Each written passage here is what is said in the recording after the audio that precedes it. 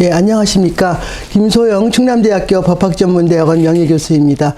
오늘 소개해드릴 쟁점 대법원 판례는 현대차의 2차 협력업체에 대해서 도급을 인정한 판결입니다. 지난달 2023년 10월 26일 날 내려진 판결입니다. 2차 협력업체에 대해서 적법 도급을 인정했다는 것은 불법 파견을 인정하지 않았다는 말입니다. 사안의 개요 및 쟁점 말씀드리겠습니다. 이 대상 판결의 피고는 현대자동차이고 이제 원고들은 현대글로비스 등 현대차의 사내 협력업체, 즉 1차 협력업체 소속 근로자 15명과 2차 협력업체 소속 근로자 3명입니다. 현대자동차 공장이 이제 울산, 아산, 전주 등에 있는데요. 사실 이 현대차의 하청업체 근로자들에 대한 법적 분쟁은 2004년부터 지금까지 계속 지속되어 오고 있습니다. 정말 숱한 소송들이 제기되었고 또 끝난 것도 있고 지금 현재 진행 중인 것들도 있습니다. 근데 이제 이 사건에서 보면 이 원고들은 피고와 현대차와 사내 협력업체, 즉 1차 협력업체 및 2차 협력업체 사이에 체결된 도급계약의 실질이 파견법상의 근로자 파견 계약에 해당된다면서 현대차를 상대로 2017년 근로자 지위 확인 소송을 제기를 했습니다. 그래서 이게 2021년 1심 서울중앙지방법원 판결부터 시작해서 이제 2023년 10월 26일 대법원에서 최종 판결이 선고되었습니다. 2차 협력업체라고 하면 이제 부품 물류 공정을 이제 의미하는데 부품 물류 공정에 종사하는 업무를 이야기하죠. 그러니까 우리가 자동차를 주문을 하면 이제 소비자들이 원하는 사양들이 있죠. 근데 거기에 이제 들어갈 부품을 컨베이어 벨트에서 배치하고 또 갖다 운송하고 하는 부품에 말하자면 자동차 부품의 배치 운송 업무가 이 2차 협력업체에서 주로 담당하는 업무입니다. 그런데 우리가 파견법에 보면은, 즉 파견 근로자 보호 등에 관한 법률에 보면 사용 사업주가 2년을 초과하여 계속적으로 파견 근로자를 사용하는 경우에는 해당 파견 근로자를 직접 고용하여야 한다는 규정이 있죠. 그래서 이 원고들은, 이 근로자들은 전부 이 현대차 하청업체들에서 2년 이상 일한 근로자들입니다. 그래서 근로자 지위 확인 소송을 제기한 것이죠. 대법원은 대상 판결에서 사내 협력업체 소속 근로자들의 근로관계는 근로자 파견에 해당된다. 그래서 1심부터 2심 대법원에 이르기까지 이 법원은 이 1차 협력업체, 즉 현대차의 사내 하청업체에서 일하는 근로자들에 대해서는 파견 근로관계를 인정하고 모두 2년 이상 근로했기 때문에 근로자 지위를 인정을 했습니다. 그래서 저는 오늘 소개해드릴 동영상에서 분량이 너무 많아서 1차 협력업체, 사내 하청업체 근로자들에 대해서 법원이 계속 1심, 2심, 3심에 이르기까지 근로자 파견을 인정하고 근로자 지위를 인정한 것, 그 부분은 다루지 않고 2차 협력업체, 즉 부품 물류 공정에 종사하는 근로자들의 법적 관계에 대해서만 다루도록 하겠습니다. 이제 이 사건 1심에서는 이 2차 협력업체 근로자 3명 중에 2명에 대해서는 파견을 인정하고 그 결과 근로자 지위를 인정하고 1명에 대해서는 3명 중 1명에 대해서는 파견 관계를 인정하지 않았습니다. 즉 적법 도급으로 보았습니다. 그 이유를 짧게 말씀드리면 서울중앙지방법원이 1심에서 이 2차 협력업체 근로자 3명 중에 2명에 대해서는 이제 파견을 인정한 이유는 이들은 원청의 직접 생산 공정과 연결되어 있는 업무를 했다. 이제 그리고 또 어떤 실시간 서열 정보에 따라서 업무 수행을 했다. 이 용어가 좀 생소하실 텐데 잠시 후에 다시 말씀을 드리겠습니다. 이제 그리고 서울중앙지방법원이 1명에 대해서는 파견을 인정하지 않았죠. 그리고 도급을 인정했는데 그 이유는 이 1명 근로자의 경우에는 업무의 성질상 분리 도급이 가능하다. 그리고 원청이 실제로 어떤 구속력이 있는 구체적인 지시를 하지 않았다. 그러한 이유에서 이 한 명에 대해서는 파견 관계를 인정하지 않았습니다. 그러니까 그 협력업체 근로자들이 하는 업무들이 다 조금씩 다르지 않겠습니까? 그래서 그 업무의 성격에 따라서 이 근로자로 보기도 하고 안 보기도 하고, 즉 파견으로 보기도 하고 안 보기도 한 것입니다. 근데 제가 다음 페이지 넘어가기 전에 먼저 이제 말씀드릴 게, 이제 요즘 이런 원하청 관계에서 MES라고 이제 하는, 이 MES가 뭔가 하면 그 작업 지시서, 말하자면 우리가 자동차 생산 정보라고 할 수 있는데, 이 MES가 어떤 굉장히 중요한 쟁점이 되고 있습니다. 그러니까 MES 작업 지시서. 그래서 이 MES를 가지고 MES의 작업 지시서에 따라서 일을 한 것에 대해서 이것을 사용자의 지휘 명령하에 일을 했다, 상당한 지휘 명령을 했다, 이렇게 보기도 하고, 아니다, MES는 단순한 작업 지시서, 객관적 정보에 불과하다. 그래서 이 MES에 따라서, 작업 지시서에 따라서 일을 했다고 해서 사용자의 지휘 명령에 따라서 그 업무를 했다고 볼 수는 없다. 이와 같이 이 MES가 어떤 사용자의 지휘 명령이 있느냐 없느냐의 어떤 중요한 그 판가름의 요소, 그러니까 보기 나름인 거죠. 이제 어떤 법원에서는 이 MES를 작업 지시서에 따라서 협력업체 근로자들이 일하는 거에 대해서 사용자의 지휘 명령하에 일을 했다라고 보기도 하고, 또 지금 제가 오늘 소개해드릴 이 대법원 판결에서는 아니다, MES는 단순한 작업 지시서, 객관적인 정보에 불과하기 때문에 MES에 따라서 일을 했다고 해서 그 사용자의 지휘 명령 하에서 일을 했다고 할 수 없다. 즉 원청의 지휘 명령 하에서 일을 했다고 볼 수 없다. 이렇게 보기도 합니다. 그 상세한 내용은 다음 페이지에서 다시 다루겠습니다. 다음 페이지 넘어가겠습니다.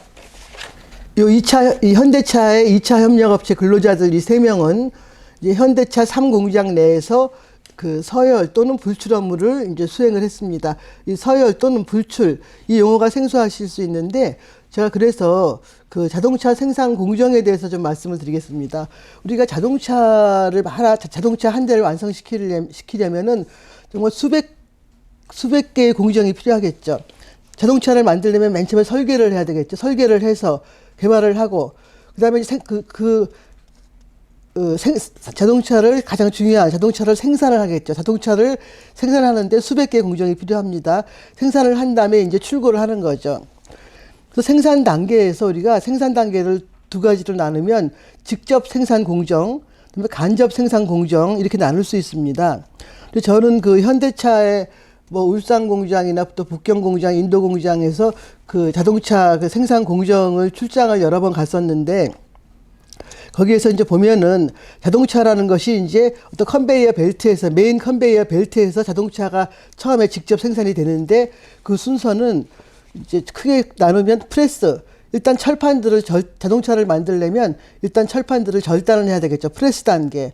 이제 그 다음에는 그 절단한 철판들을 가지고 자동차의 차체를 만들어야 되겠죠. 용접도 해야 될 것이고, 그래서 그 자동차 골격을 만들어야 되겠죠. 이제 그 다음에는 페인팅, 도장을 하고, 이제 그 다음에 우리가 의장이라고 하는데, 이거 조립입니다. 다시 말씀드리면 자동차를 만들 때 철판을 잘라서 이거를 이제 그 다음에 차 골격을 만들어서 페인팅을 하고 조립을 하고, 이제 이것이 직접 생산 공정입니다. 그런데 지금 이 원고들은 그거 직접 생산 공정이 아니라 간접 공정.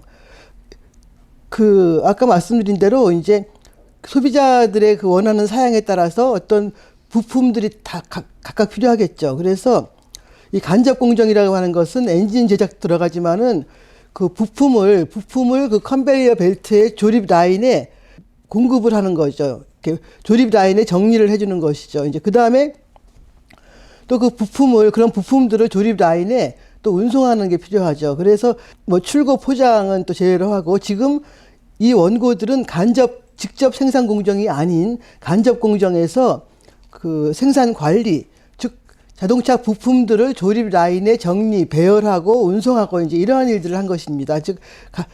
근데 이러한 일들은 이제 컨베이어 벨트에서 이제 자동 흐름 방식에 의해서 이루어지는데, 우리가 컨베이어 벨트의 특징이 단순성, 그다음에 반복성, 분절성이라고 할 수 있는데, 컨베이어 벨트라고 하는 것은 어떤 커다란 큰 그림에 의해서 이 작업의 시간, 뭐 속도, 분량 방식이 전체로서 설계되어서 거기에 따라 움직이는데 이제 그것이 이제 MES 아까 말씀드린 첫 페이지에서 말씀드린 이 작업 지시서에 따라서 이제 그것이 흘러가게 되는 것이죠. 그 말하자면 자동차 생산 정보라고 할 수 있는데 이 MES 자동차 생산 정보 이 큰 그림, 큰 작업 지시서, 전체적인 작업 지시서에 따라서 이 컨베이어 벨트가 흘러가면서 이제 자동차가 만들어지는 것입니다. 그래서 여기에서 보면 그 전에 서열 업무, 불출 업무 말씀드리기 전에 이 컨베이어 벨트라고 하는 것이 단순성, 반복성, 그 다음에 또 분절성이 있는데 딱딱 끊어지는 그렇지만은 또 서로 유기적인 연관성이 있습니다. 그래서 그렇기 때문에 이제 이런 법적 분쟁도 발생하는 것인데 요 화면에 서열 업무는 특정된 항목의 부품에 대하여 고객의 주문에 따른 사양에 맞추어 조합하거나 팔레트 등에 적입하는 업무. 그러니까 팔레트라고 하는 게 우리가 그 팔레트가 말하자면 산업용 트레이라고 보시면 되겠습니다. 우리가 트레이라고 이제 어떤 때 보면 이제 쟁반 같은 걸 트레이라고 하기도 하고 뭐 얼음 트레이 이렇게 하는데 이제 그건 우리가 일상생활에서 사용하는 트레이고 팔레트는 이제 커다란 산업용 그 트레이 이제 어떤 큰 판 같은 거를 말하는 거죠. 이제 널찍하고 반반한 판. 서열 업무라고 하는 것은 말하자면 그 차량의 생산 순서에 맞추어서 자동차의 그 부품들을 메인 컨베이어 벨트 조립 라인에 공급하는 작업입니다. 한마디로 부품을 공급하는 작업입니다. 왜 불출 업무? 이 불출 업무는 운송을 말합니다. 그 산업용 서열을 마친 그 서열을 마친 복수의 팔레트 등을 그 산업용 트레이죠. 이제 그런 것들을 한꺼번에 미리 정해둔 장소에 갖다 놓는 업무. 그러니까 부품 그 2차 협력업체 근로자들 이 3명이 한 일이 그러니까 부품을 공급하고 운송하는 그런 업무를 의미합니다. 근데 이제 이 원고들 3명의 주장은 자신들은 현대차가 제공한 사양식 별표, 서열지, 서열 모니터, 뭐 서열자, 실명제, 대장, 물류 관리 프로그램, 그 불출 동선 등 말하자면 MES에 따라서 그 작업을 했다는 거죠. 그래서 바로 이것이 사용 사업주의 그 파견 근로자에 대한 지휘 명령의 증거이다 이렇게 주장을 했습니다. 근데 원심과 대법원은 원심은 금년 1월 18일 서울고등법원에서 내려졌는데 원심과 대법원은 이 피고 현대차가 제공한 사양식 별표 서열지는 자동차 생산 정보 즉 전체적인 작업 지시서를 기초로 특정 부품의 서열에 그 어떤 배치 뭐 조립에 필요한 그 서열 정보를 추출 변환하여 나열한 것으로서 이 서열 공정의 작업자라면 그 사람이 정규직이든 사내협력업체 즉 1차 협력업체 소속이든 또 외주업체 소속이든 관계없이 반드시 제공되어야 하는 업무 수행에 필요한 객관적인 정보이다. MES는 즉 작업 지시서 단순한 객관적 정보이기 때문에 사용자에 의한 즉 원청에 의한 상당한 지휘 명령의 근거가 될 수 없다. 이와 같이 그 결론을 내렸습니다. 그러니까 MES에 따라서 자동차 생산 정보, 작업 지시서에 따라서 이랬다는 것만 가지고 이것이 원청의 지휘 명령에 따라서 이랬다고는 볼 수 없다. 그래서 이들에 대해서 그 파견 관계가 아니라고 보고 그 적법한 도급이라고 본 것입니다. 다음 페이지 넘어가겠습니다. 그렇다면 이 사건의 쟁점은 이제 사실 대법원이 그 현대차의 2차 협력업체 소속 근로자들에 대해서 처음으로 적법한 도급이라고 인정한 판례인데 이 판례가 이제 오늘 제가 소개해드린 대상 판결이 그렇다면 쟁점은 무엇인가 크게 3가지로 나눌 수 있겠습니다. 이 현대차가 2차 협력업체 소속 원고들에게 부품 물류 공정에 대하여 상당한 지휘 명령을 하였는지 여부. 그러니까 아까도 말씀드렸지만 그 쟁점은 MES를 어떻게 파악하느냐에 있는 것입니다. 두 번째, 그 2차 협력업체 소속 근로자들이 사실 그 원청의 정규직 근로자 또 1차 협력업체 즉 사내하청 근로자들과 같은 장소에서 일을 했거든요. 이제 제3공장에서. 그런데 2차 협력업체 소속 근로자들이 같은 장소에서 일을 했다고 해서 그 현대차 사업에 실질적으로 편입되었다고 볼 수 있는지 여부. 세 번째, 그 2차 협력 업체가 이제 2차 협력 업체들 중에서 이제 제일 큰 업체가 이 현대글로비스인데요. 이제 그러한 현대글로비스를 비롯한 2차 협력 업체가 그 부품 물류 공정에 관한 하도급 계약의 목적을 달성하기 위해서 필요한 어떤 독립적인 기업 조직이나 설비를 갖추고 있는가, 이 세 가지가 쟁점이 되겠습니다. 판결 요지 및 그 이유, 2차 협력업체 소속 그 근로자들에 대한 내용만 발췌를 해서 제가 다시 요약을 했습니다. 이제 그래도 내용이 긴데 좀 제가 짧게 설명을 드려보도록 하겠습니다. 먼저 그 대법원은 결론을 2차 협력업체 소속 원고들이 이 사건에서 근로자 파견의 징표로서 주장한 그 사정들만으로는 이들이 현대차로부터 상당한 지휘 명령을 받는 근로자 파견 관계에 있었다고 단정하기 어렵다. 그러면서 단정하기 어렵다고 본 그 이제 어떤 사실관계들에 대해서 이제 그 대법원은 이제 나열을 하고 있습니다. 첫 번째, 실제 현대차가 이 원고들에게 부품 물류 공장에 대하여 상당한 지휘 감독을 했는가? 그 대법원은 이 부품 물류 공정은 이제 이 어떤 자동차 부품의 종류가 다를 뿐이지 사실 작업자들의 업무 수행 방식은 모두 유사하거나 동일하다. 그러나 이 업무 수행 방법이 동일하다고 해서 2차 협력업체 소속 근로자들이 이 현대차의 정규직이나 사내하청 근로자와 마찬가지로 상당한 지휘 명령을 받아왔다고 단정할 수는 없다. 즉 일하는 방식이 동일 또는 유사하다고 해서 원청에 의한 상당한 지휘 명령을 받았다고 볼 수는 없다는 거죠. 그리고 중요한 것은 이 파견 근로자로 인정되기 위해서는 이 파견 근로자와 도급인의 정규직 직원 사이에, 그러니까 즉 근로자와 즉 협력업체 근로자와 이 원청 정규직 근로자들 사이에 어떤 상호 유기적인 보고와 지시 협조가 중요한데 이들은 그렇지 않았다는 것입니다. 그리고 또 그 도급인의 그 상당한 원청에 상당한 지휘 명령이 전제되지 않고서는 이 도급인의 업무를 이제 이 부품 물류 공정 업무죠. 이것을 효율적으로 수행할 수 없는 업무 구조야만 이 파견이 인정되는데 그렇지 않았다고 본 것입니다. 그다음에 사양식 별표 서열지 뭐 등에 대해서 이제 대법원이 그 판단한 내용을 말씀드리겠습니다. 그러니까 현대차가 제공한 사양식 별표 서열지는 자동차 생산 정보 MES를 기초로 어떤 특정 부품의 서열에 필요한 뭐 조립 및 배치에 필요한 그 정보를 추출 변환하여 나열한 것으로서 그 공정에 종사하는 작업자라면 그 근로자가 정규직이든 뭐 사내 하청업체 근로자든 2차 협력업체 근로자든 관계없이 반드시 제공되어야 하는 업무 수행에 필요한 객관적인 정보일 뿐이다. 상당한 지휘 명령의 그 징표가 될 수 없다고 본 것이죠. 쭉 내려가서 그 이제 줄침 부분 보시면은 또 대법원은 그 이 판결에서 중요한 내용을 이제 처음으로 얘기를 했는데 대법원의 어떤 그 판결하는 어떤 자세 입장이라고나 할까요?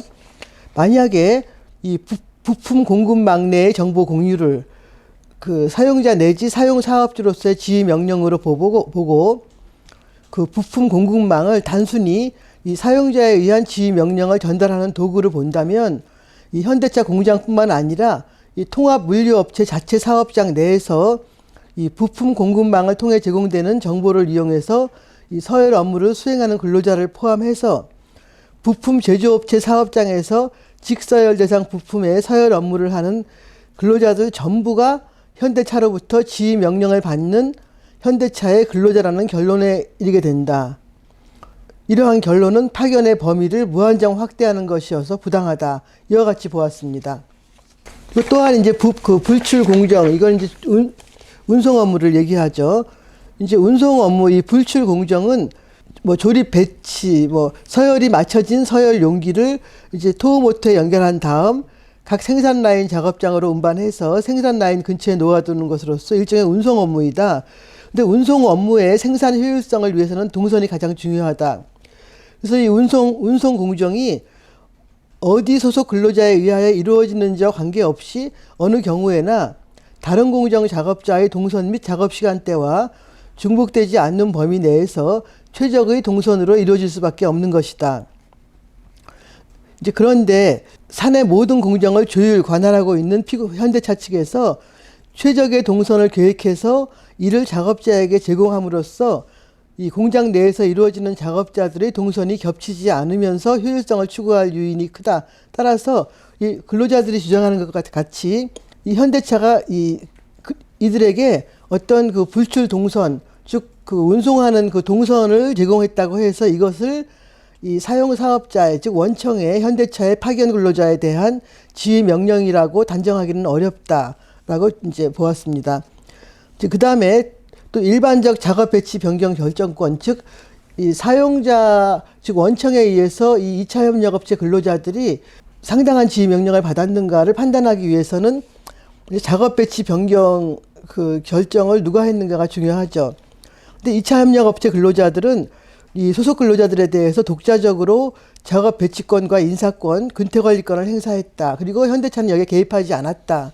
그리고 현대차가 또 근로자들 개개인의 이 2차 협력업체 근로자들 개개인의 업무 수행을 감시 감독하거나 평가한 바도 없다.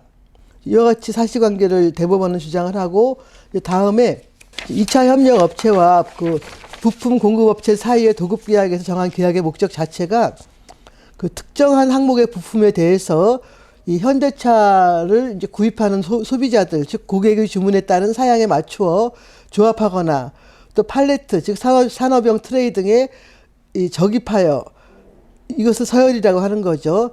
근데 복수의 팔레트 등을 한꺼번에 미리 정해둔 장소에 갖다 놓는 것, 즉 불출, 운송, 이것으로써 그 구체적으로 범위가 한정된 업무의 이행으로 확정된다.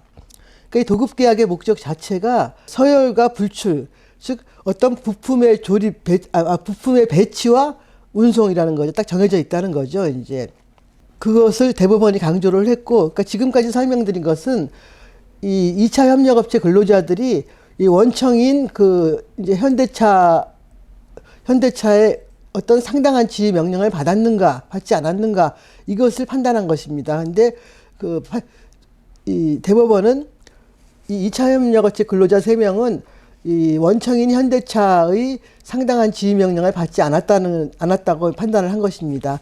두 번째, 2차 협력업체 소속 근로자들이 이 현대차 사업에 실질적으로 편입되었다고 볼 수 있는지 여부. 그 2차 협력업체 소속 근로자들은 이제 울산 공장에서 그 정규직이나 또 사내하청 업체 근로자들과 동일한 방식으로 이제 또는 유사한 방식으로 그 부품 물류 공정을 수행해 해왔다. 이제 그리고 또 사내에서 이루어지는 이 공정은 그 간접 공정이죠. 이것은 그 현대차가 설계한 시간당 생산량, UPH 등에 의해 통제되고 있는 부품의 운송 등 그 작업을 할 때 업무의 양이나 속도 또한 그 부품을 사용하여 작업하는 해당 컨베이어 공정의 속도 등에 밀접하게 연동되어 있다. 그러니까 MES 작업 지시서, 즉 자동차 생산 정보에 의해서 이 메인 컨베이어 벨트에서 계속 이제 단순 반복적으로 이제 자동적으로 흘러가게 되어 있는 것이죠. 이제 그렇다고 해서 이들이 이 2차 협력업체 소속 근로자들이 현대차 사업에 실질적으로 편입되었다고 단정하기 어렵다라고 이제 그 주장을 대법원은 보았는데, 그 논거에 대해 설명을 드리겠습니다. 줄침 부분만 보시겠습니다.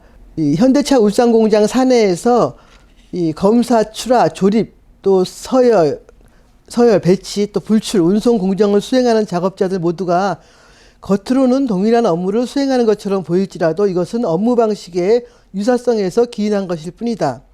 이게 부품의 종류를 이제 기준으로 보면은 이 도급인 근로자와 수급인 근로자의 업무가 명확히 구분된다.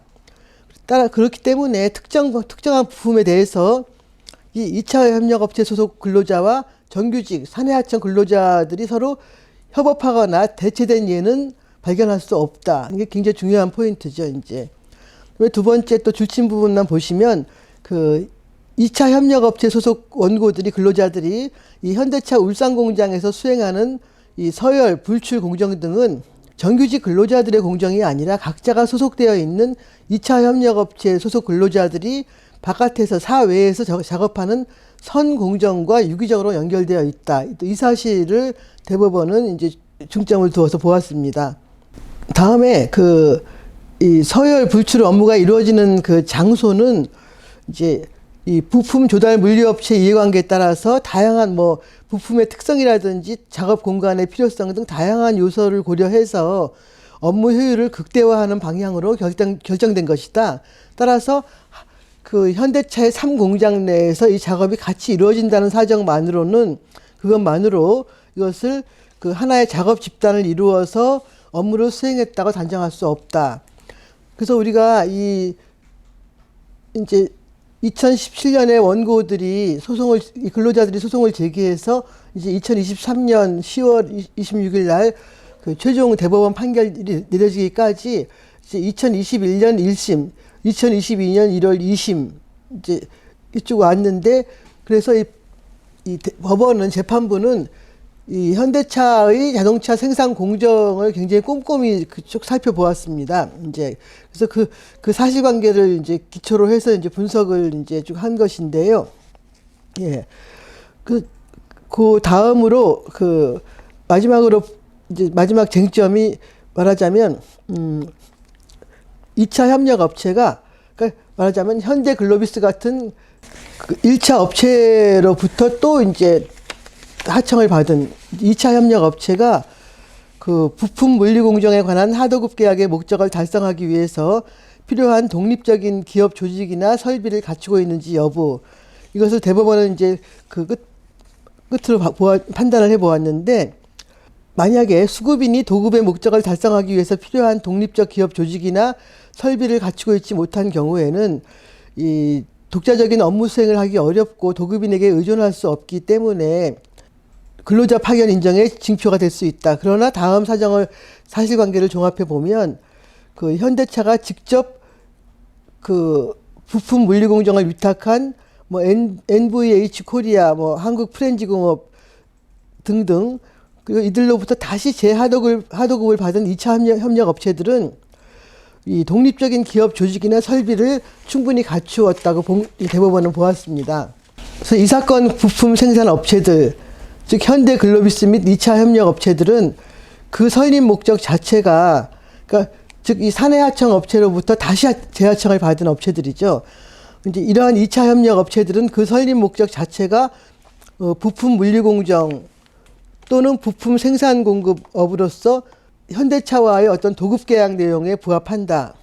또 이들은 피고만을 상대로 업무를 수행하는 것이 아니라, 현대차를 상대로 업무를 수행하는 것이 아니라 이 부품 물류 공정에 관하여 여러 업체와 거래를 하면서 그 높은 매출을 올리는 등 독자적으로 물류 사업을 하고 있다. 그리고 현대 글로비스는 또 부품 통합 물류의 원활한 수행을 위한 자체 조직을 두고 또 현대차 울산 공장 인근에 부품 통합 물류센터를 설립해서 뭐 여러 가지 그 부품의 입고 및 검수 보관 등을 하고 있다. 그리고 또 자체 개발한 프로그램을 통해서 그 업무를 효율적으로 수행한다. 그 밖에도 뭐 통합 창고 관리 시스템, 계약 관리 시스템을 자체 개발하여 사용하고 있다.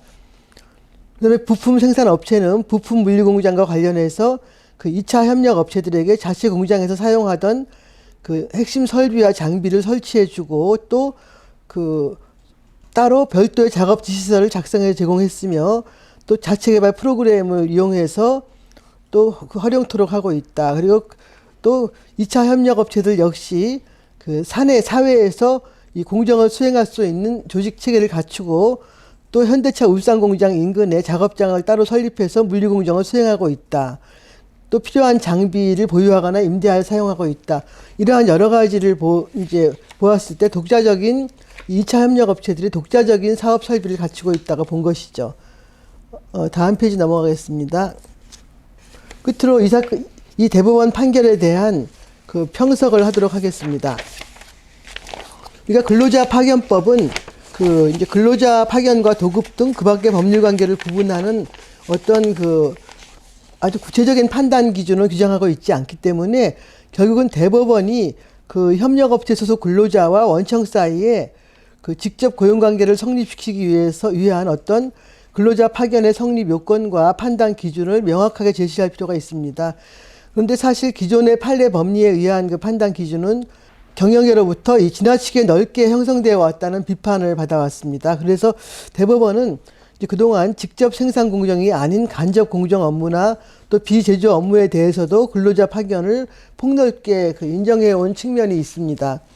근데 이 대상 판결은 현대차가 2차 협력 업체 소속 근로자들에게 부품 물류 공정에 대하여 상당한 지휘 명령을 하였는지 여부, 또 2차 협력 업체 소속 근로자들이 현대차 사업에 실질적으로 편입되었다고 볼 수 있는지 여부, 또 2차 협력 업체가 이 부품 물류 공정에 관한 하도급 계약의 목적을 달성하기 위해서 필요한 어떤 독립된 기업 조직이나 설비를 갖추고 있는지 여부를 기준으로 이 불법 파견인가 아니면 적법한 도급인가를 판단을 했습니다. 이제 그런데 사실 현실적으로 기업은 경쟁력을 높이기 위해서 그 다수의 협력업체와 네트워크를 형성하고 또 특정 업무를 분리시켜서 협력업체에 발주하고 그 결과를 수취하는 도급계약을 다수 활용하고 있습니다. 근데 이 대상 판결이 그 대상 판결의 의의를 찾는다면 이 불법 파견의 인정은 사실 법원이 불법 파견을 인정할 때에는 기업이 명백히 파견법을 회피하기 위한 경우에만 이루어져야 하는 것이 원칙이죠. 그러한 의미에서 대상 판결은 이 기존의 그 판례 법리에 의한 불법 파견 판단 기준이 실제로 근로자 파견 판단 구조에서 갖는 의미와 또 각 판단 기준의 상호 관계를 이 사실관계에 객관적이고 구체적으로 적용했다는 점에서 찾을 수 있을 것 같습니다. 이상 이 판결에 대한 소개를 마치겠습니다.